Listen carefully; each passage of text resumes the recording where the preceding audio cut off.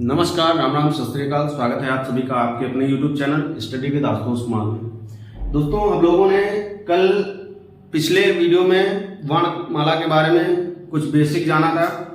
आज की वीडियो में हम लोग उसके आगे देखेंगे। कल हम लोगों ने वर्णमाला में पढ़ा था स्वर और व्यंजन को कैसे बांटा गया, इसके बारे में हम लोग जाने थे। इसके बाद स्वर में कौन कौन से आते हैं, ह्रस्व स्वर, दीर्घ स्वर, इनको हम लोगों ने देखा था। व्यंजन को किस प्रकार बांटा गया है, इसके बारे में हम लोगों ने जाना था। उसके बाद आज हम लोग जानेंगे स्वरों का वर्गीकरण कैसे किया गया है, इनके उच्चारण स्थान के बारे में जानेंगे हम लोग। इसके आधार पर पहला पॉइंट कह रहा है कि स्वरों का वर्गीकरण जो है ये हम लोगों ने कल के वीडियो में छोड़ दिया था। जो पिछला वीडियो था उसमें ये 2 पॉइंट छूट गए थे कि लिखने के आधार पर स्वर जो है ये कितने होते हैं। तो लिखने के आधार पर स्वर जो है इनकी संख्या होती है 11। लिखने के आधार पर स्वरों की संख्या 11 होती है। वहीं उच्चारण के आधार पर अगर स्वर की संख्या बतानी हो तो उच्चारण के आधार पर जो हमारे स्वर होते हैं उनको 10, उनकी संख्या जो है ये 10 रखी गई है। री जो है इसको उच्चारण के आधार पर स्वर नहीं माना गया है, क्योंकि री का उच्चारण जो है ये व्यंजन की भांति होता है। री जो है इसका उच्चारण व्यंजन की भांति होता है, इसीलिए उच्चारण के आधार पर स्वरों में री को नहीं रखा गया है। कौन कौन से स्वर रखे गए हैं उच्चारण के आधार पर, तो री को छोड़कर जितने भी वर्ण बचते हैं हमारे, उन सभी को उच्चारण के आधार पर स्वर में बांटा गया है। इसके आगे हम लोग देखेंगे जीभ के आधार पर स्वरों का वर्गीकरण।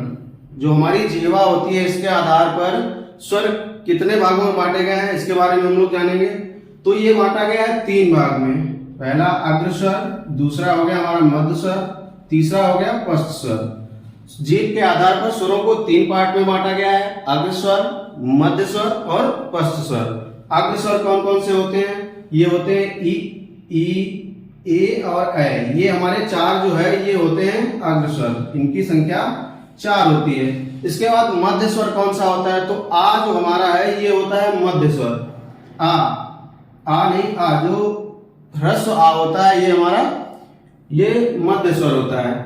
इसके आगे इसकी संख्या 1 ही होती है। इसके आगे पश्च स्वर हम लोग जानेंगे। पश्च स्वर कौन कौन से होते हैं, तो पश्च स्वर है आ, उ, ओ, औ और री। ये जो है हमारे पश्च स्वर। इसके साथ ही पश्च स्वर में एक अन्य स्वर को भी शामिल किया जा सकता है, उसको हम लोग आगत स्वर कहते हैं। आगत स्वर होता है आ। आगत स्वर जो है ये होता है आ जो है ये हमारा आगत स्वर है। इसको अंग्रेजी भाषा से लिया गया है। अंग्रेजी भाषा से ये जो वर्ण कहीं बाहर से हमारी हिंदी भाषा में लिए गए हैं उनको आगत वर्ण कहा जाता है। तो आ जो है ये हमारा आगत वर्ण हो जाएगा और इसको हम लोग पश्च स्वर में रख सकते हैं। इसके आगे हम लोग जानेंगे मुख खुलने के आधार पर। मुख खुलने के आधार पर स्वर कौन कौन से होते हैं, तो मुख खुलने के आधार पर स्वर का वर्गीकरण 4 भागों में किया गया है। स्वर को 4 भागों में बांटा गया है। कौन कौन से हैं देख लेते हैं हम लोग। पहला है समृद्ध स्वर, समृद्ध स्वर। दूसरा है अर्ध समृद्ध। तीसरा है विवृत स्वर। इसके आगे चौथा है ये हो गया अर्ध विवृत। ये हमारे 4 भाग हो गए मुख खुलने के आधार पर। मुख खुलने के आधार पर हमारे जो स्वर हैं इनको 4 भागों में बांटा गया है। कौन कौन से, समृद्ध स्वर, अर्ध समृद्ध स्वर, विवृत स्वर और अर्ध विवृत स्वर। ये हमारे 4 भाग हैं मुख खुलने के आधार पर। इनमें कौन कौन से वर्ण आते हैं ये हम लोग देख लेते हैं। तो इनमें वर्ण आता है समृद्ध में उ, ई और ई। ये 4 वर्ण जो आते हैं ये हमारे आते हैं समृद्ध स्वर में। इसके बाद अर्ध समृद्ध। अर्ध समृद्ध में कौन कौन से आते हैं, अर्ध समृद्ध में आता है ए और ओ। ए और ओ जो है ये हमारे अर्ध समृद्ध में आते हैं। इसके आगे विवृत। विवृत में कौन कौन सा वर्ण आते हैं, तो विवृत में एक ही वर्ण आता है, ये आता है आ। जो दीर्घ आ हमारा होता है ये आता है विवृत स्वर में। इसके बाद अर्ध विवृत कौन से होते हैं, तो अर्ध विवृत होते हैं आ, ए और औ। ये हमारे 3 जो अर्ध विवृत है इसमें 3 वर्ण आते हैं। विवृत में 1 वर्ण आता है आ। अर्ध समृद्ध में ए और ओ आता है। जो हमारा समृद्ध है इसमें 4 वर्ण आते हैं, उ और ई तथा ई। ये हमारे 4 वर्ण आते हैं समृद्ध। अब जान लेते हैं कि समृद्ध कहते किसे हैं। तो समृद्ध वो वर्ण होते हैं जिनका उच्चारण करते समय मुख का बहुत कम पार्ट मतलब ना के बराबर मुंह खुलता है, जिनका ना के बराबर मतलब कह सकते हैं कि इनका उच्चारण करते समय मुख बंद रहता है। तो ये हो गए हमारे समृद्ध स्वर। अर्ध समृद्ध कौन होते हैं? ऐसे वर्ण, ऐसे स्वर जिनका उच्चारण करते समय मुख जो है ये आधा खुला, आधा बंद रहता है, मतलब जो आधा बंद रहता है इनको कहते हैं अर्ध समृद्ध। विवृत स्वर कौन से होते हैं? ऐसे स्वर जिनका उच्चारण करते समय मुख जो है ये खुला हुआ होता है। आ का उच्चारण हम लोग करके देख लेते हैं, आ, तो जो है मुख हमारा खुला रहता है, तो ये हो गया विवृत स्वर। विवृत स्वर जो है इसमें मुंह खुला रहता है। अर्ध विवृत क्या है? जिसमें मुख आधा खुला रहता है, इनका उच्चारण करते समय मुख जो है ये आधा खुला रहता है, तो ये हो गया हमारा विवृत स्वर। इसके आगे ओष्ठ की आकृति के आधार पर स्वरों का वर्गीकरण। जो हमारे ओष्ठ हैं इनकी आकृति के आधार पर कैसी का उच्चारण करते समय कैसी आकृति बनती है, इसके आधार पर हम लोग स्वरों का वर्गीकरण करेंगे। तो इसके आधार पर भी स्वर हमारे जो है ये दो प्रकार के होते हैं। एक होता है वृत्तमुखी और दूसरा होता है आवृत्तमुखी। वृत्त का मतलब होता है गोला, एक वृत्त को गोला कह सकते हैं हम लोग। तो वृत्त मतलब जिनको बोलते समय मुख जो है वो गोलाकार आकृति में हो जाता है, उनको हम लोग वृत्तमुखी स्वर कह सकते हैं। तो इसमें कौन कौन से वर्ण आते हैं? तो इसमें आ जाता है उ, ऊ। इनको जब हम लोग बोलते हैं तो ऊ, मुख जो है इनकी आकृति गोल हो जाती है। उ, ओ और औ, ये हमारे चार हो जाएंगे, ये हो जाएंगे वृत्तमुखी। इसके आगे आवृत्तमुखी में कौन आएंगे? आवृत्तमुखी को जब हम लोग बोलते हैं तो इनमें जो है बोलते समय मुख की आकृति गोल नहीं होती है। आ मतलब ना, नहीं, आ मतलब नहीं होता है, तो इनको बोलते समय मुख की आकृति जो है ये गोल नहीं होती है। तो ये कौन कौन से होते हैं? ये होता है आ, ई, ए और ए। ये हमारे 6 वर्ण जो है ये आवृत्तमुखी हो जाएंगे। ठीक है, तो ये हम लोगों ने जान लिया होस्ट की आकृति पर। होस्ट की आकृति पर दो भागों में बांटा गया है, वृत्तमुखी, आवृत्तमुखी। वृत्तमुखी में कौन से आएंगे? जिनको बोलते समय मुख जो है हमारा गोलाकार आकृति का हो जाता है, उन्हें हम लोग वृत्तमुखी कहते हैं। तथा जो जिनको बोलते समय हमारा मुख गोलाकार आकृति ना बनाए तो वो हो जाएंगे आवृत्तमुखी। इसके आगे हम लोग जानेंगे जाति के आधार पर स्वर। जाति के आधार पर स्वर कौन से होते हैं? तो जाति के आधार पर भी स्वर हमारे दो प्रकार के होते हैं, एक सजातीय और दूसरा विजातीय। सजातीय स्वर उन्हें कह सकते हैं जो सेम दिखाई देते हैं, जैसे आ हो गया, आ, ई, ये जो है ये सेम दिखाई देते हैं, तो इनको हम लोग कह सकते हैं सजातीय स्वर। सजातीय स्वर में रखा गया आ, ई, उ।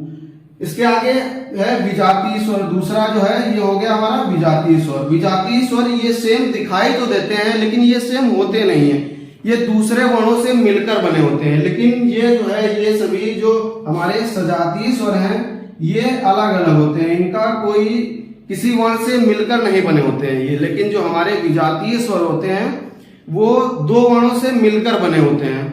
तो ये हो गया हमारा जाति के आधार पर स्वरों का वर्गीकरण, सजातीय स्वर और विजातीय स्वर।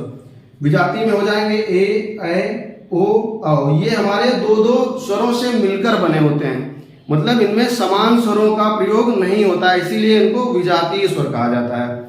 तो ये हो गया हमारा जाति के आधार पर स्वरों का वर्गीकरण। इसके आगे हम लोग देखेंगे स्वरों के उच्चारण स्थान।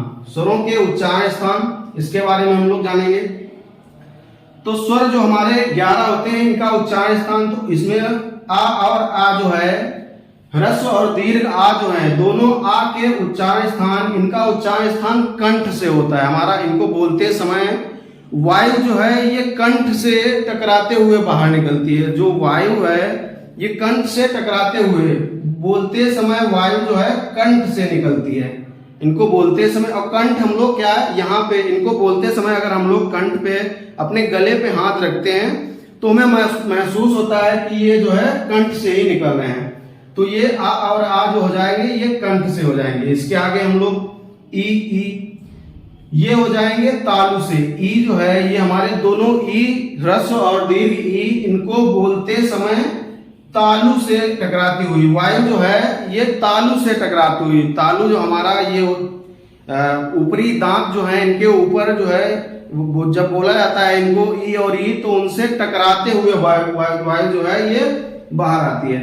इसके आगे उ, ये ह्रस्व और दीर्घ दोनों, इनका उच्चारण स्थान जो है ये है होस्ट। इनको बोलते समय, जब हम इनको बोलते हैं, बोलते समय वायु जो है ये होठ से टकराते हुए बाहर आती है। इनको जब बोला जाता है ऊ, तो वायु महसूस करते हैं हम लोग, जो वायु है ये होठ से टकराते हुए बाहर आती है, तो इनका उच्चारण स्थान हो जाएगा ओष्ठ। इसके आगे ए और ए, इनका उच्चारण स्थान जो है ये कंठ तालु, ये कंठ तालु दोनों से, क्योंकि ये कंठ और तालु से मिलकर बने होते हैं। ये जो ए और ए हमारे वर्ण हैं, स्वर वर्ण हैं, इनको हम लोग संयुक्त स्वर भी कह सकते हैं। संयुक्त स्वर हमारे पिछले वीडियो में हम लोगों ने पढ़ा था कि संयुक्त स्वर जो है ये हमारे 4 होते हैं, ए, ओ और औ, ये 2 वर्णों से मिलकर बने होते हैं। तो इसीलिए इनका उच्चारण स्थान जो है कंठ और तालु दोनों को मिलाकर होता है।